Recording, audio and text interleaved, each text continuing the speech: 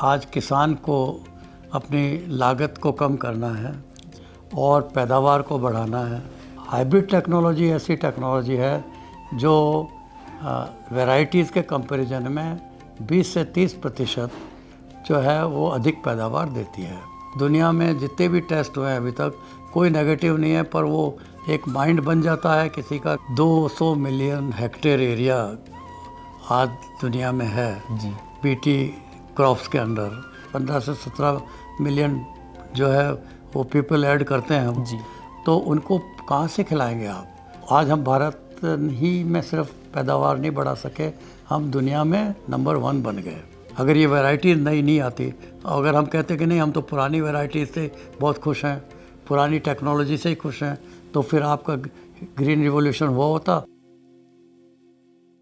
सभी किसान साथियों को नमस्कार। मेरा नाम है सर्वेश बुंदेली और हम लोग आज आपको एक ऐसे कृषि वैज्ञानिक और कहें आईसीआर के पूर्व डायरेक्टर, डीएर के पूर्व डायरेक्टर और इस समय टास्क के अध्यक्ष हैं डॉक्टर आर.एस. बरोदा सर से मिलाने वाले हैं, जिनसे जानेंगे कि एग्रीकल्चर के लिए इनका संस्थान किस तरह से काम कर रहा है और जो यहाँ पे आज हाइब्रिड वैरायटी, हाइब्रिड जो टेक्नोलॉजी है उसको बढ़ाने के लिए राष्ट्रीय संगोष्ठी का आयोजन किया गया है, उन सब विषयों के बारे में जानेंगे। सर, किसान ऑफ इंडिया में आपका बहुत बहुत स्वागत है।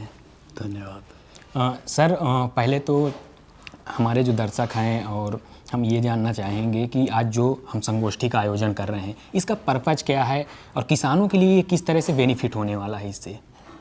ऐसा है कि आज किसान को अपनी लागत को कम करना है और पैदावार को बढ़ाना है और मार्केट से जुड़ना है ताकि उसकी आमदनी बढ़ सके, और उसके लिए वो तकनीकी की ज़रूरत है जिससे उसकी पैदावार बढ़ सके और उसको और इनपुट्स की कमी में, जहाँ कॉस्टली इनपुट्स हैं उनकी कमी में जो अगर उसको फ़ायदा होता है तो वो ऐसी टेक्नोलॉजी को अपनाता है।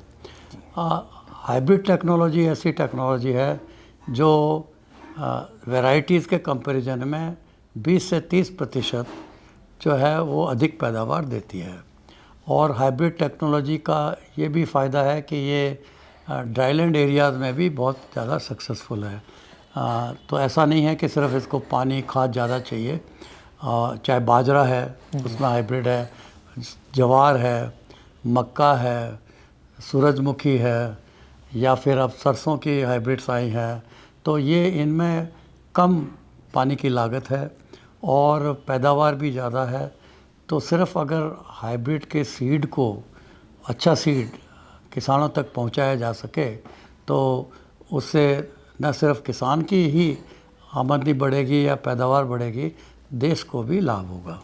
और देश में इसका लाभ हमने लिया है। जैसे बीटी कॉटन ही लाए हम, तो बीटी कॉटन जब आई तो रकबा करीब 7 मिलियन हेक्टेयर ही था, वो 12 मिलियन हेक्टेयर हो गया। किसानों ने इतना और किस फसलों को, ज्वार को और इसको बाजरे को हटा करके वहाँ पे बीटी कॉटन लाने लगे, तो एरिया बढ़ा और एरिया बढ़ कर के वो करीब आज 12 मिलियन हेक्टेयर हुआ और 95% जो एरिया है वो बीटी कॉटन के अंडर है। तो आज हम भारत ही में सिर्फ पैदावार नहीं बढ़ा सके, हम दुनिया में नंबर 1 बन गए। चीन को भी हमने पीछे छोड़ दिया और एक्सपोर्ट करने लगे, जबकि हम कॉटन में इंपोर्ट करते थे। तो एक टेक्नोलॉजी का फ़ायदा। इसी तरह से जो है संकर जाति की मक्का बिहार में विंटर में 7 से 10 टन, जबकि 1 टन भी हम नहीं लिया करते थे पहले 20 साल पहले। तो इस टेक्नोलॉजी का उतना फ़ायदा है। राजस्थान में संकर जाति की खेती ही किसान करना चाहता है। वो बाजरे की अगर लगाना है तो पहले ये संकर जाति की थैली ही ढूंढेगा, और उसके लिए उसको ये नहीं है कि उसके पैसे थोड़े ज़्यादा, पैसे तो क्योंकि सीड बनता है, क्वालिटी का सीड है और हर साल भी लेना पड़ता है, क्योंकि अगर आप उस सीड को दोबारा लगाएंगे तो उतनी पैदावार नहीं होगी जितनी हर पहले मिली। तो अगर अच्छी पैदावार हर साल लेनी है तो उसमें तो किसान को पर वो लागत दुखती नहीं है। क्योंकि और चीज़ों में उसकी लागत कम हो जाती है, पैदावार बढ़ जाती है, एश्योरेंस हो जाती है कि हाँ मेरी खेती अच्छी होगी। तो ये जो तकनीक है, इस तकनीक को आगे और कितना बढ़ाया जाए, इसमें क्यों ना ये सारे किसानों को तकनीक का बीज मिले। जी। और ये बीज अभी जैसे मक्के में है 60% एरिया ही कवर्ड है, बीटी कॉटन में तो जो है 95% एरिया कवर हो गया, और बाजरा में और ज्वार में ये करीब 40-50% ही है, तो इसको 100% क्यों ना करें।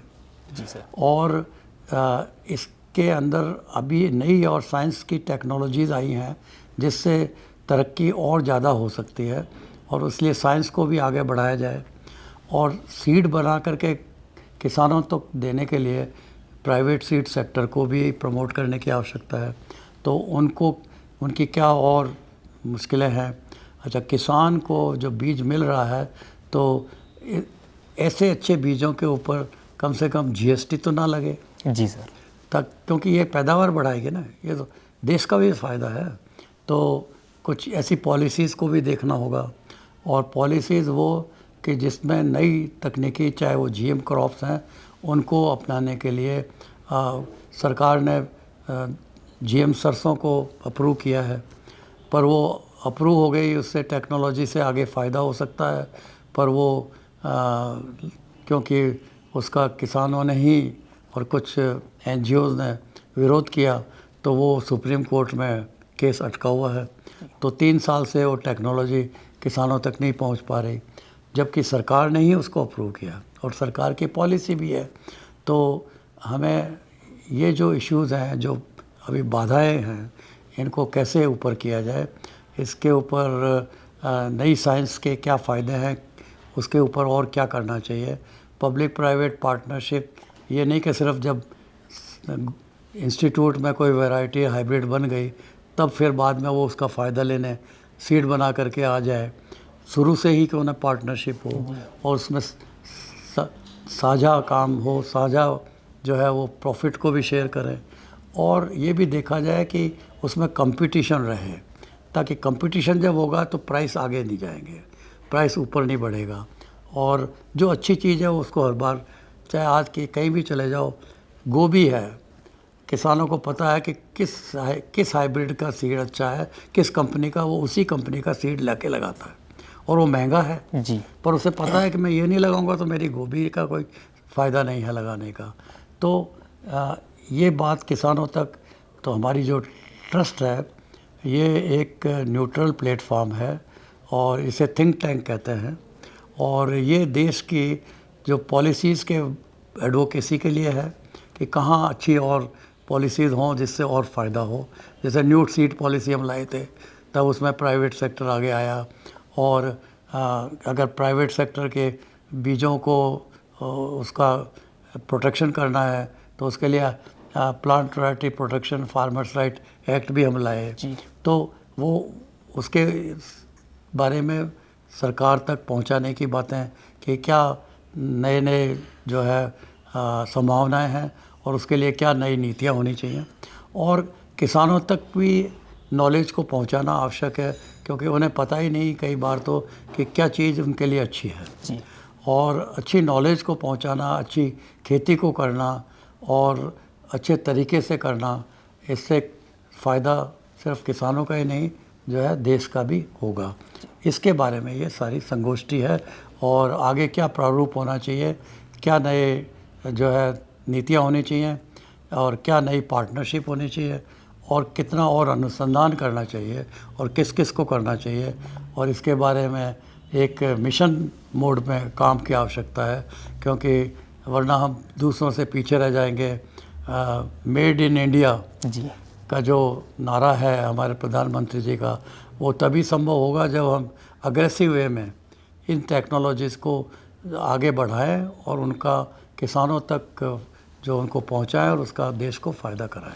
सर, जैसे माननीय प्रधानमंत्री जी अभी कुछ दिन पहले 109 जो वैरायटियाँ थी उनका लोकार्पण किए, तो क्या उसके लिए भी आईसीएआर और आपका संस्थान काम कर रहा है कि जल्दी से जल्दी वो किसानों तक पहुंच पाए? ज़रूरी हुई है कि अब सवाल ये है कि वो वैरायटी जो है वो बायोफोर्टिफाइड है। जी। मतलब न्यूट्रिशनल सिक्योरिटी के लिए बहुत अच्छी हैं।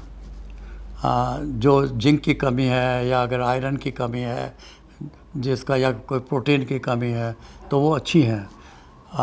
पर उसके लिए एक तो लोगों को ज्ञान होना, जी एक उनका सीड बनना, और एक कि उनके ऊपर इंसेंटिव। जैसे आप बाज़ार में जाते हो तो धान नॉर्मल भी है और बासमती भी है, तो बासमती का आप पैसा ज़्यादा देते हो, जी तो उसके ऊपर कोई प्राइसिंग पॉलिसी भी होनी है ताकि उसका फ़ायदा रिसर्च का अगर है तो लोग जो है उसको फिर और प्रोडक्शन ज़्यादा करें। तो इसकी और अभी पब्लिक अवेयरनेस की आवश्यकता है। सीड प्रोडक्शन शुरू हुआ है और वो आगे पहुंचेगा। पर हम तो ये सोचते हैं ना कि गेहूं लेना कोई सा भी ले लो भाई, जी पर गेहूं किस क्वालिटी का है वो अभी तक नॉलेज नहीं है ना उसको पहुंचाने के लिए। और वो क्वालिटी का सीड, अब आजकल ब्लैक वीट भी लोग खा रहे हैं, जी उसकी क्वालिटी का उसको उनको पता है। तो ये धान में भी, गेहूं चावल में भी जो है वो लाल चावल या फिर उसमें भी काला चावल, उसकी उपयोगिता क्या है, उसमें तत्व क्या क्या हैं, तो इसके बारे में और आगे कार्य करने की आवश्यकता है और उसके ऊपर काम हो रहा है। और अच्छी बात है कि प्रधानमंत्री जी ने इन वैरायटीज़ को रिलीज़ किया तो सब लोगों का अटेंशन उनकी तरफ हुआ। सर, जैसे आप जीएम वैरायटियों की बात किए तो काफ़ी सारे लोगों का कहना है कि जीएम जो वैरायटियां होती हैं वो कहीं ना कहीं स्वास्थ्य के लिए हानिकारक है। क्या ये सच है या फिर? भैया अगर इस स्वास्थ्य के लिए हानिकारक होती जी तो ये मुझे बताओ कि 200 मिलियन हेक्टेयर एरिया आज दुनिया में है जी बीटी क्रॉप्स के अंडर, तो और वो भी countries like Brazil, Japan, Australia, Canada, ये लोग सब उसको ले रहे हैं। तो और हम उसका सोयाबीन मंगा रहे हैं, बीटी सोयाबीन ही आ रहा है हमारे पास। और उसका आप जो ऑयल, आप सोयाबीन को खाने की तरह तो नहीं यूज़ करते, आप उसका तेल लेते हो। हाँ, मोस्टली तो तेल भी तो खा रहे हो ना, तो आप खा रहे हो। किसी का कोई आज तक कोई कंप्लेंट आई है किसी की? और वहाँ से किसी की कोई कंप्लेंट नहीं है। दुनिया में जितने भी टेस्ट हुए हैं अभी तक कोई नेगेटिव नहीं है। पर वो एक माइंड बन जाता है किसी का कि तो अगर आपके पास में पैसा है और अगर आप अच्छे, चाहे उसकी प्रोडक्टिविटी कम है, ऑर्गेनिक की जैसे क्रॉप है, तो ऑर्गेनिक प्रोड्यूस के लिए पैसा तो ज़्यादा देना पड़ेगा। किसान की इतनी पैदावार तो नहीं होगी जितनी औरों को खरपतवार वगैरह और वीडीसाइड और हर्बिसाइड और पेस्टिसाइड डाल के वो प्रोडक्शन को बढ़ाएगा, फर्टिलाइज़र डाल के। तो वहाँ पे उसको कंपनसेट भी होने की आवश्यकता है। तो ये हमें देखना है कि हमारे देश में पैदावार बढ़ानी है हमको, हमारी खाद्य सुरक्षा को हमें और सुदृढ़ रखना है। हमारी पॉपुलेशन तो बढ़ ही रही है जी अभी भी, हम हर साल एक ऑस्ट्रेलिया बढ़ाते हैं। हाँ, 15 से 17 मिलियन जो है वो पीपल ऐड करते हैं हम। जी तो उनको कहाँ से खिलाएंगे आप? जब ग्रीन रिवॉल्यूशन आया था, इसीलिए अगर ये वैरायटी नई नहीं आती, अगर हम कहते कि नहीं हम तो पुरानी वैरायटी से बहुत खुश हैं, पुरानी टेक्नोलॉजी से ही खुश हैं, तो फिर आपका ग्रीन रिवॉल्यूशन हुआ होता और आज आपके जो है हाउस होल्ड फूड सिक्योरिटी की जो बात है वो हुई होती। ये भी बात सही है कि जब ग्रीन रिवोल्यूशन आया, नूरिन 10 जैसा जीन लेके आया गया और फिर यहाँ पे उस टाइम भी ऑब्जेक्शन था लोगों का, पर अब तो कोई नहीं बात करता। जी तो ये हमें ओपन माइंड से रखना है। और कोई भी एडवांस कंट्री टेक्नोलॉजी वो खुद भी तो यूज़ कर रहे हैं। जी ये तो नहीं है कि सिर्फ आप ही को दे रहे हैं ताकि आपको परेशानी हो जाए। तो जब वो खुद भी यूज़ कर रहे हैं तो क्या वो अपनी उनकी हेल्थ का कंसर्न उनको नहीं है क्या? सर जैसे और हमारे यहाँ पे भी कोई नेगेटिव भी कोई रिपोर्ट नहीं है, तो अननेसेसरली इसको एक जो है वो मुद्दा बनाया गया है। और बीटी कॉटन लाए, कोई किसान मना करता है, और बीटी कॉटन का जो कॉटन ऑयल बनता है या कॉटन का जो आप सीड है वो तो गायों भैंसों को खिलाते हो, उनको खिलाते हो, उनका दूध फिर आप पीते हो। तो कोई कहेगा ये क्यों लें, और ये हो रहा है तो किसी ने मना किया किसी को?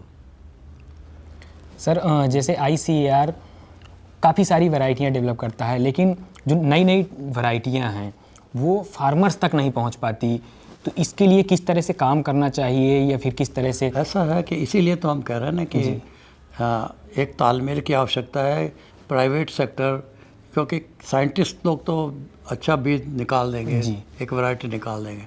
अब उसका काम तो नहीं है ना बाद में कि इसका बीज भी बना के आगे तक पहुंचाए।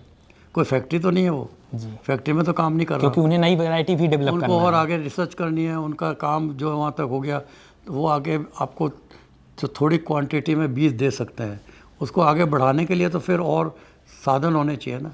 तो चाहे वो खुद इंस्टीट्यूट या यूनिवर्सिटी पैदा करे, चाहे कोई प्राइवेट सेक्टर को आप दो और उनसे कॉन्ट्रैक्ट करो, उसके एक्सेस बेनिफिट शेयरिंग करो, जी।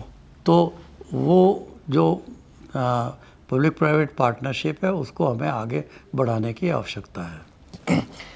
सर मेरा एक लास्ट क्वेश्चन है कि जैसे जो फार्मर्स वैरायटियाँ ले जा रहे हैं, डेवलप कर रहे हैं, ICAR भी अपने यहाँ से सीड देता है, दोनों जब मौसम आते हैं खरीफ और रबी का, सबसे बड़ी फार्मर के सामने समस्या आती है कि वो ग्रो जो भी आप दे देंगे वो कर लेगा, लेकिन उसे बेचेगा कहाँ कि उचित मूल्य मिल जाए। तो क्या हमें कोई मार्केट चेन ऐसी बनाने की ज़रूरत है? जैसे ICAR ने कृषि हाट भी डेवलप किया, कृषि हाट में FPO को और काफ़ी सारे ऑर्गेनाइजेशंस को एक प्लेस दिया कि यहाँ पे आप आके अपना प्रोड्यूस बेच सकते हैं। तो क्या इस तरह की और भी चीज़ें हम लोग स्टार्ट करने वाले हैं या इस तरह की पॉलिसियों पे काम कर रहे हैं? ऐसा है कि किसानों को मार्केट से जब तक वो नहीं जुड़ेंगे उनका एक्सप्लॉयटेशन होता रहेगा। जी।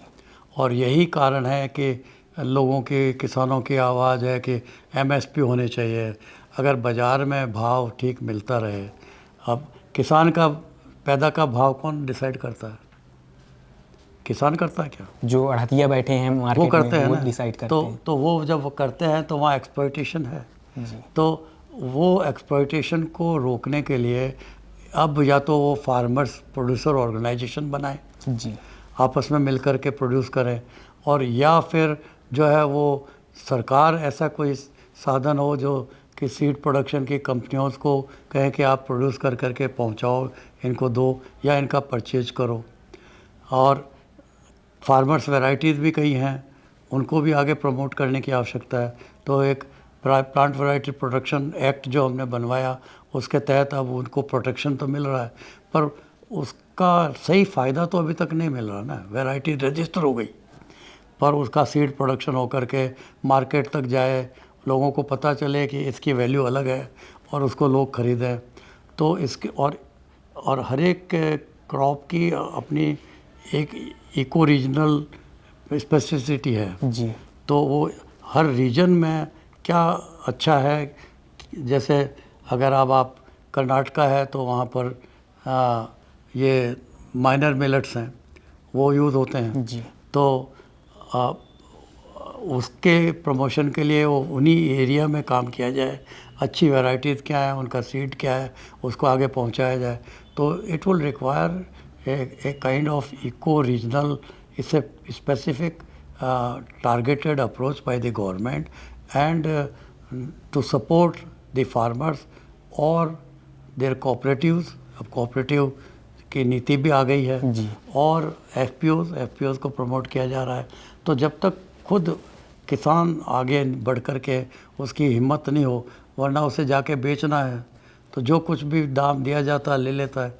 अगर वही उसको उसके पास में हिम्मत हो, 50 आदमी मिले हुए हों और अपने गोदाम में रख लें, एक गोदाम बना लें और उसको आगे जब ठीक भाव हो तभी दें, तो वो क्षमता भी उसकी बढ़ानी होगी। तो ये सारे बातों पे ध्यान दिया जा रहा है और मेरे ख्याल से आगे मैं समझता हूँ कि किसान बाज़ार भी होने चाहिए। जी। हमने हरियाणा में किसान बाज़ार भी बनवाए थे जब मैं हरियाणा का फार्मर्स कमीशन का चेयरमैन था। पर सवाल ये कि किसानों को जब दुकानें बना करके कहा कि आके आप आइए बेचिए अपनी चीज़ें, तो बोले जी कि हम तो पैदा करना जानते हैं, हम बेचना तो जानते नहीं।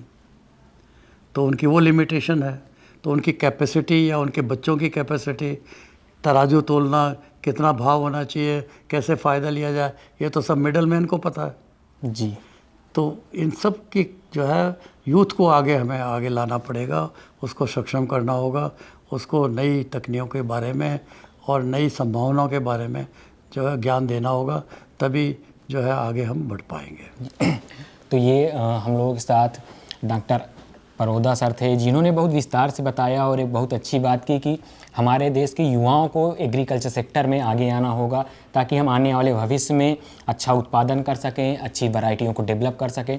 सर, आप हमारे साथ जुड़े, हमारे किसान साथियों को, दर्शकों को इतनी बेहतर जानकारी दी और विस्तार से बताया कि किस तरह से आने वाले भविष्य में किसानों के लिए चीज़ें आने वाली हैं। जैसे आप मार्केटिंग की भी बात किए, नई वैरायटियों के लिए भी बात किए, आप प्लांट प्रोटेक्शन एक्ट की भी बात किए। हम लोग साथ जुड़ने के लिए सर बहुत बहुत धन्यवाद। धन्यवाद। किसान ऑफ इंडिया के YouTube चैनल को सब्सक्राइब करने के लिए नीचे दिया हुआ सब्सक्राइब बटन दबाएं और किसान ऑफ इंडिया से जुड़े सभी अपडेट्स को पाने के लिए बेल आइकॉन दबाना ना भूलें। जो है आपके आसपास, आपके शहर का खास, वो दिखाएगा आपको DNN 24, आपका अपना डिजिटल न्यूज नेटवर्क। तो फिर कीजिए लाइक, सब्सक्राइब और फॉलो।